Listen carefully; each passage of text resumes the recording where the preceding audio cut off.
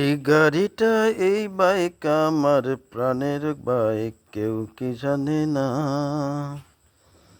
1995 সালে গ্রহণ করা হয়েছে। যতন কইরা রাখি আমি, চালাই শান্তি পাই। সবাই বলে গাড়িটা কবে পাল্টাবেন ভাই। আমার হাসি হয়, শান্তি পাই আমি, গাড়ি চালাইয়া যাই। এই গাড়িটা আমার প্রাণের গাড়ি, চালাই শান্তি পাই। অনেকে বলে কবে পাল্টাইবেন ভাই। গাড়িটা আমার যত্নে রাখা, জিয়ালিং 100 গাড়ি। ঢাকা বিশ্ববিদ্যালয়ের জিয়া হল থেকে চালিয়ে এনেছিলাম তৎকালীন।